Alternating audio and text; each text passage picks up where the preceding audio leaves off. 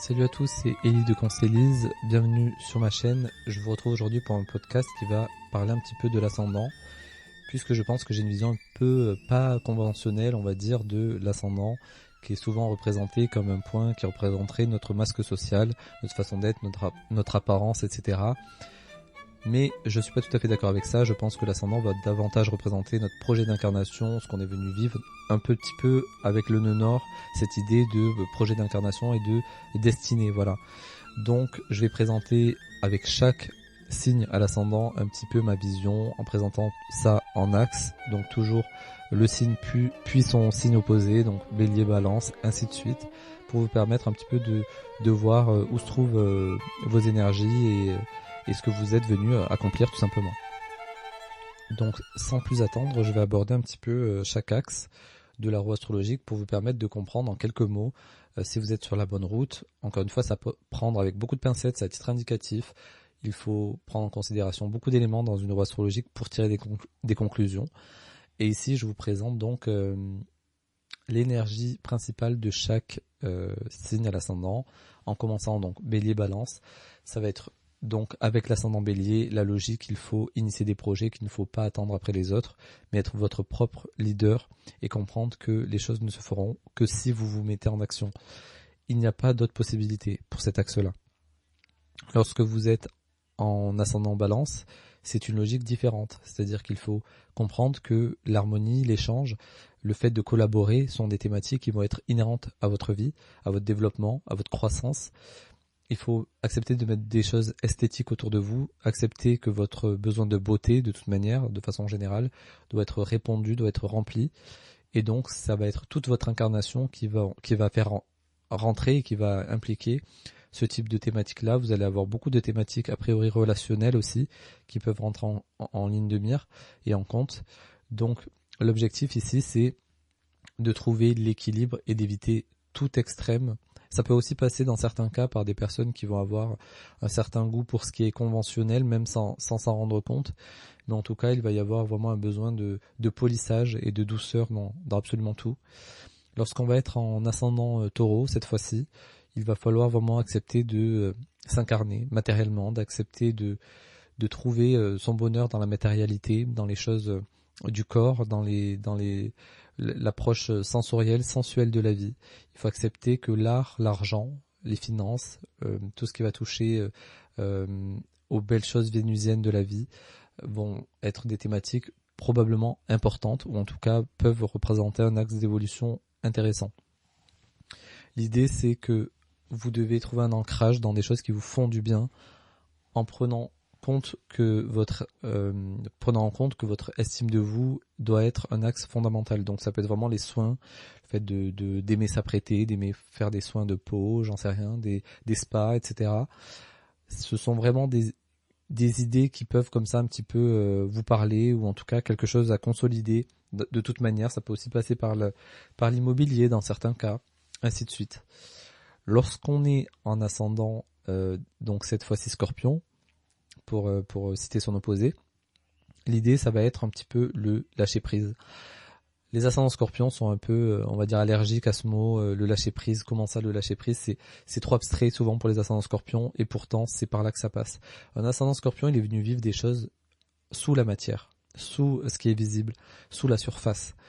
Et le problème de beaucoup d'ascendants Scorpions, surtout au début de leur vie, c'est qu'il y a beaucoup d'ego qui n'arrivent pas à être gérés. On a forcément beaucoup de jeux de pouvoir. On va avoir peur d'être humilié, d'être bousculé, voilà, c'est des thématiques qui vont un peu venir dans la vie de l'ascendant Scorpion, que l'ascendant Scorpion va attirer à lui inconsciemment en fait, pour comprendre que les choses superficielles, les jeux de pouvoir superficiels, ne sont que des choses superficielles justement, et que son vrai ancrage, son vrai bonheur passe par des choses beaucoup plus intérieures, beaucoup plus émotionnelles.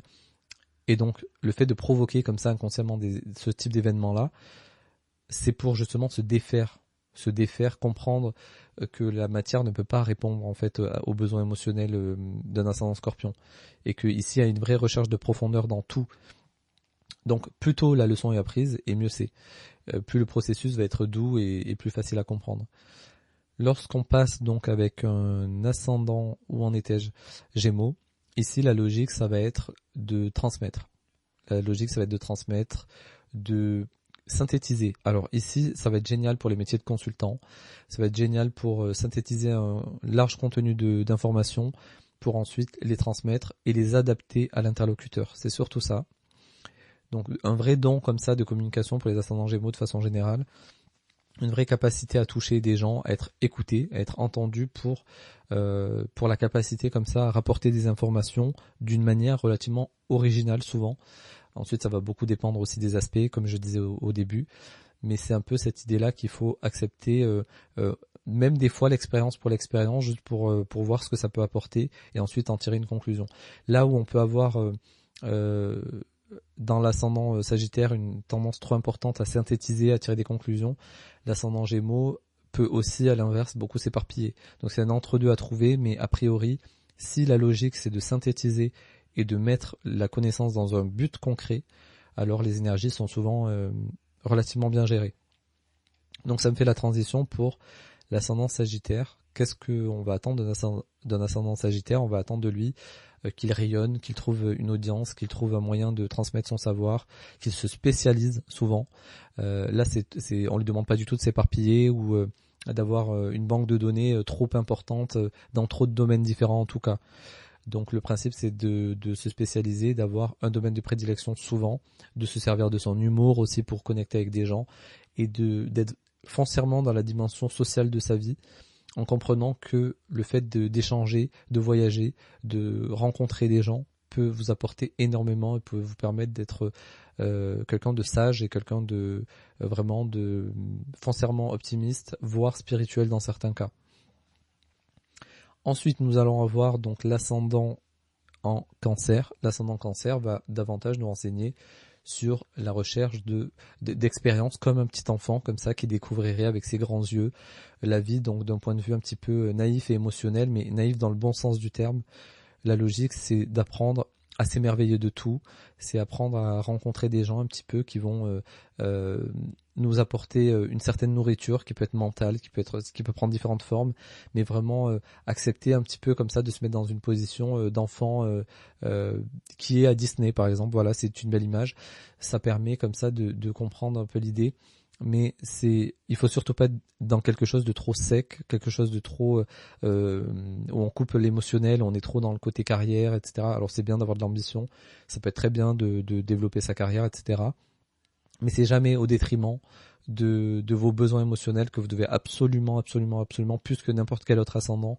Vous devez aller voir où se trouve votre lune et comprendre un petit peu où se trouvent vos besoins émotionnels pour éviter un petit peu de vampiriser peut-être des gens autour de vous ou de vous positionner un petit peu trop en enfant comme ça, mais dans le mauvais sens du terme, dans le sens où vous allez peut-être avoir quelque chose de trop capricieux à certains moments. Voilà, chaque ascendant peut avoir son lot de défauts, mais a priori, si c'est bien géré, ça va justement réveiller le côté artistique, le côté doux, le côté vraiment même maternel dans certains cas, et une vraie capacité d'écoute pour les autres, et quelque chose de très rassurant. C'est vraiment le projet ici. Lorsqu'on possède l'ascendant en Capricorne, la logique est donc un petit peu opposée, c'est-à-dire que il faut avoir une ambition matérielle, professionnelle qui est très forte. Il faut se positionner de ce côté-là de façon claire, nette et précise en se disant comment je peux faire en sorte de développer ma carrière tout au long de votre vie, comment je peux faire en sorte de me sécuriser matériellement, avoir des biens immobiliers, avoir un certain patrimoine, avoir une certaine sécurité matérielle, etc. Ça va être hyper important.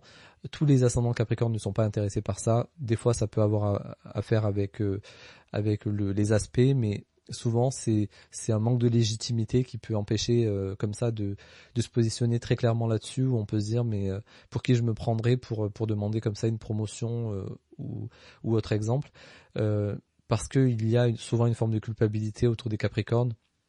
C'est un signe qui est très travailleur, qui est plutôt endurant dans l'effort, etc. et qui pourrait aspirer à avoir beaucoup de richesses, beaucoup de choses dans sa vie comme ça qui seraient le fruit de son travail.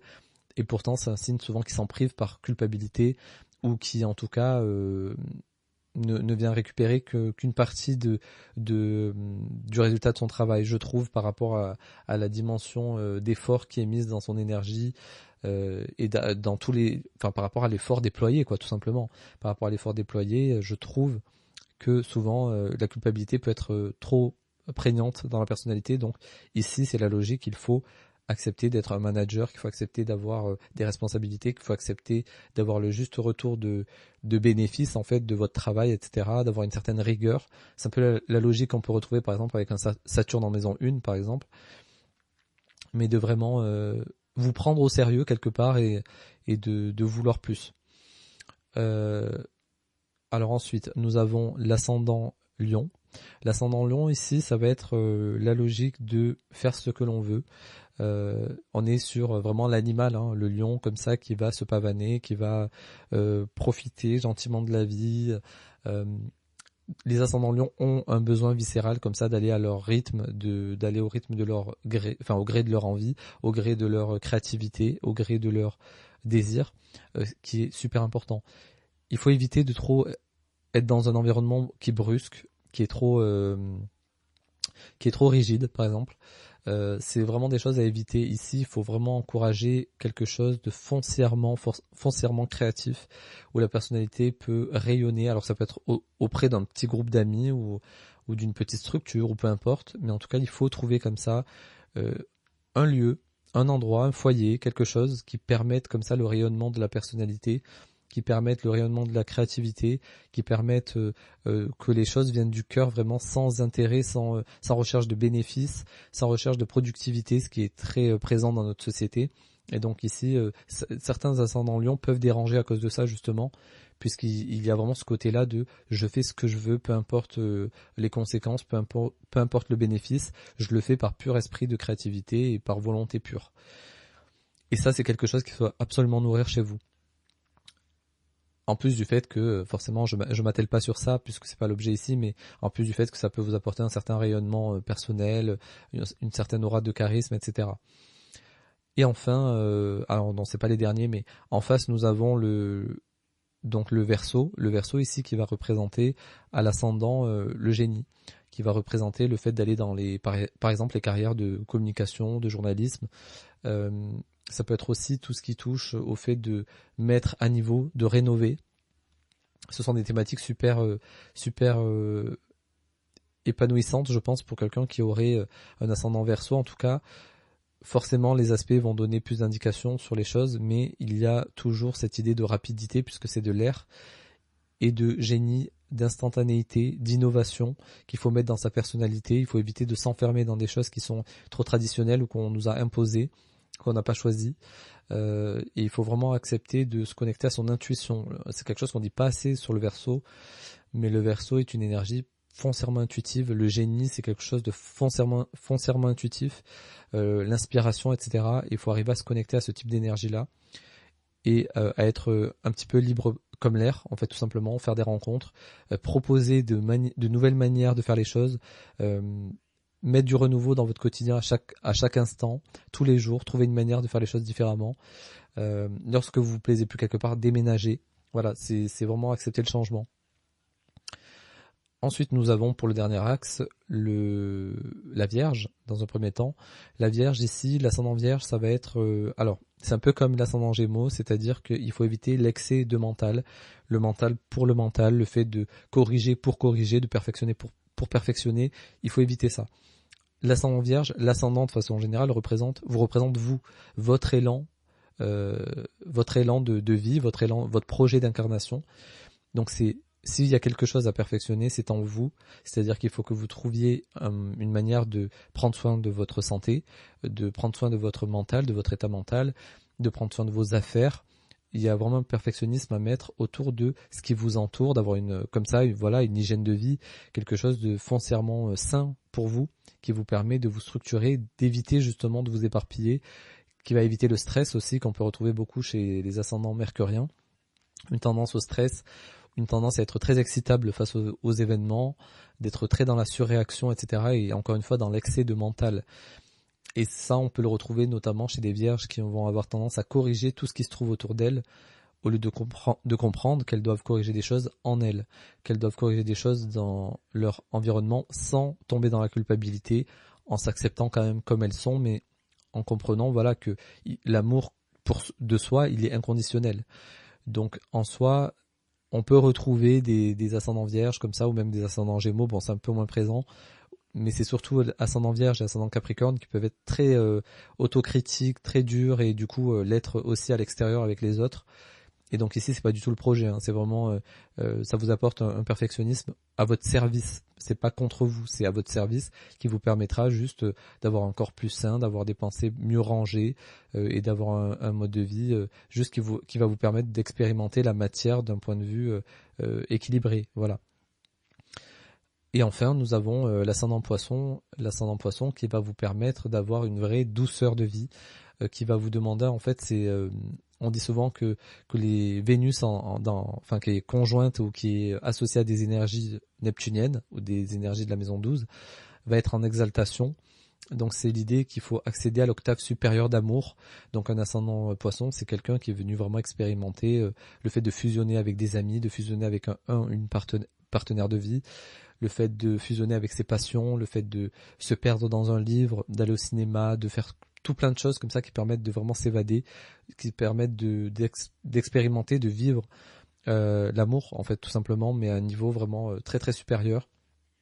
Forcément, le placement de Neptune aussi peut donner des indications, en plus de tout le reste dans le thème, mais c'est un peu cette idée-là qu'il faut accepter une forme de lâcher prise et de fusionner un petit peu avec ce qui vous entoure et de vous lancer à cœur perdu, on va dire, dans l'instant présent avec toute sa dimension sans jugement. Vraiment sans jugement, en étant foncièrement dans l'instant présent. Donc c'est un ascendant qui est quand même très intéressant lorsqu'on cherche à s'élever spirituellement, lorsqu'on cherche à forcément se connecter à des dimensions voilà, ésotériques, spirituelles, religieuses, peu importe. Ça peut être super intéressant. Donc voilà, je pense avoir fait le tour un petit peu des axes que j'aborderai peut-être plus en détail dans une autre vidéo ou peut-être découper comme ça en axes pour pouvoir davantage prolonger l'explication de chaque planète à l'ascendant, de chaque signe à l'ascendant, de chaque axe, etc. Mais en tout cas ici ça donne déjà une piste, une réflexion, une piste pour vous permettre de comprendre ce qu'on attend de vous, ce que vous êtes venu faire ici, en plus de tout le reste du thème, encore une fois. Donc voilà, je vous invite à liker, à partager, à commenter si cette vidéo vous a plu, si ce podcast vous a plu, à interagir. Et je vous dis à très vite. N'hésitez pas à me poser vos questions si vous en avez. Prenez soin de vous.